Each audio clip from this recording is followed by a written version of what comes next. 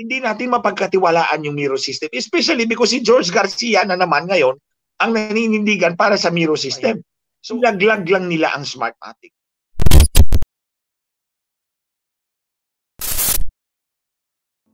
Mainit na balita. Eleksyon 2025. Niluluto na nga ba? Sa buwatan sa COMELEC. Posible nga kaya? Talagang maraming pangamba ang ilan sa ating mga kababayan. Ngayon malapit na nga ang 2025 national elections. Isa na nga sa pinakapopular ay ang usaping dayaan na posible di umanong mangyari. Lalo na talagang talamak ito na nagaganap sa bansa sa tuwing eleksyon. Una nang nagbigay ng maaanghang na pahayag si Attorney Glenn Chong tungkol sa Miro na talagang sigurado nang mananalo sa bidding ng COMELEC dahil nga ay mayroon na itong basbas galing sa taas. Actually, nag-issue na yung COMELEC ng Notice of Award. Tapos mag-negotiate sila doon sa mga customization and everything. Pagkatapos noon, notice to proceed. Pero kasi may Notice of Award na. Kaya nga naglagay ko ng obituary kay Smartmatic. Namatay noong February 22 yata yun, February 22, 2024. Kasi ito yung lumabas yung balita na may notice na kay Smartmatic. So, in that regard, sigurado na si Miro na makuha niyo yung kontrata. In fact, nag-ano si George Garcia, he's challenging the oppositors na kasuhan nyo kami dito sa pag-award ng kontrata kay Miro Systems. But honestly, Ate Claire, mga kababayan, am I still Brother, sorry, live? nawawala tayo. Okay, yeah, we're live. Okay, live na tayo, nawawala lang. Okay, go. Okay, honestly, itong Miro, sabi ko na kanina, nag-challenge si George Garcia sa mga detractors ng Miro na kasuhan sila.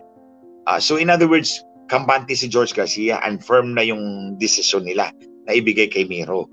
Now, I know na wala namang election system na makakapasok sa COMELEC kung hindi aprobado ni Lisa Marcos. Remember, mga kababayan, going by the past experience, mga kababayan, looking by past experience, hinabol nga niya ng hinabol. Niligawan niya ng niligawan at kinunsabon niya si Smartmatic nung she was still outside the government, outside the Colombo. Now that she's controlling the government, what do you think?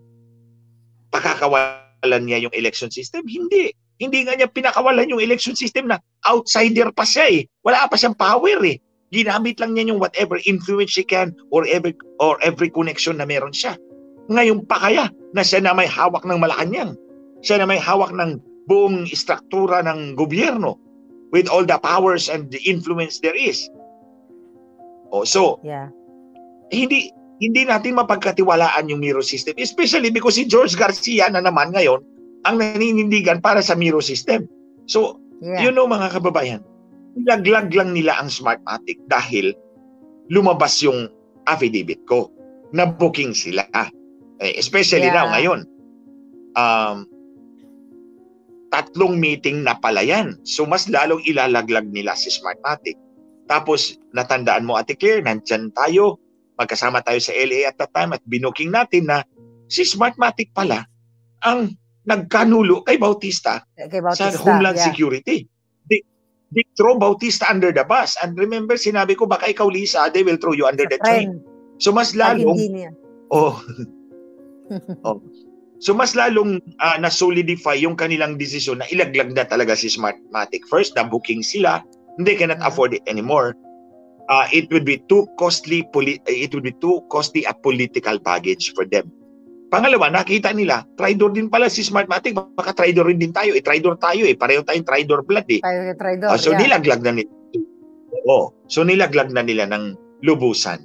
So, ito ngayon, kung mayroong bagong election system, I can say that with 100% accuracy na hindi natin mapagkakatiwalaan yan.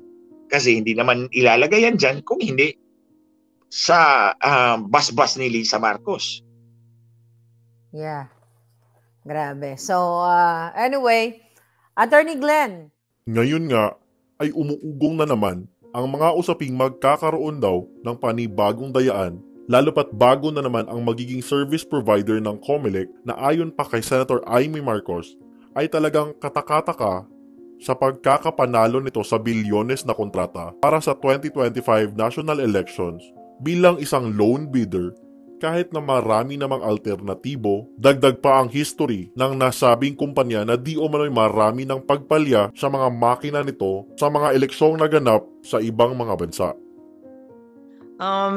On the Miru systems, therefore, it was reported that aside from Miru, there were 3 other companies participating in the market survey.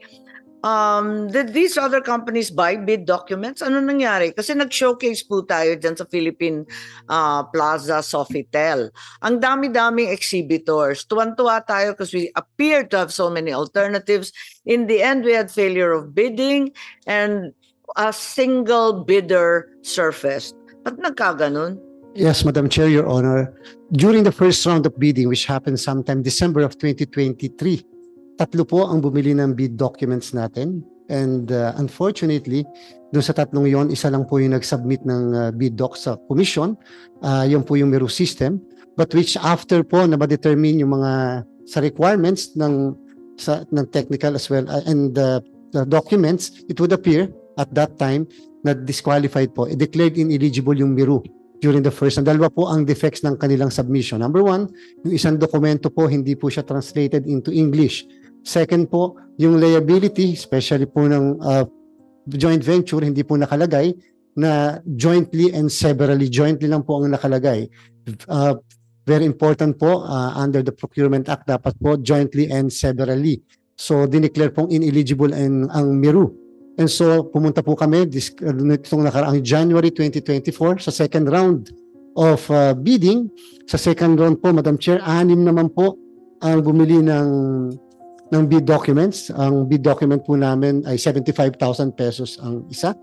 And sa 6 pong yun, during the date of the submission, unfortunately again, Madam Chair, Miru lang po ang nag-submit. If I may please enumerate the 6. Dominion Voting System in the Philippines, AMA Group Holdings. So Smartmatic, which you already had pre-disqualified, isn't that correct? It would appear, Madam Chair, na nagkahiwalay yata po yung Dominion at Smartmatic. Yes, Madam Chair. I mean, that's very clear from the Florida cases and elsewhere, right? That's right, Madam Chair. So Dominion, aka Smartmatic, ano pa po? Indra Philippines, Madam Chair, AMA Group Holdings Corporation, Electrotech Consultant and Management Incorporated, of course, Smartmatic, bought the bidding docs, Miru System Company Limited. Did Smartmatic attempt to bid given that they were pre-disqualified? I think, Madam Chair, it's a matter of legal strategy. They will have to reiterate. They will have to go to the Supreme Court. There is now a case in the Supreme Court, Madam Chair. I see. So that's part and parcel of their case. The entanglement with Dominion was not explained? Well, not explained, Madam Chair, although, of course, the Commission is fully aware of what happened before, especially the cases mentioned by the good chairperson in the United States. So, therefore, Miru ended up as a sole bidder for 19 billion, the contract for 2025, and they presumably rectified the 2 defects in their previous bid documents. Is that correct? That's correct.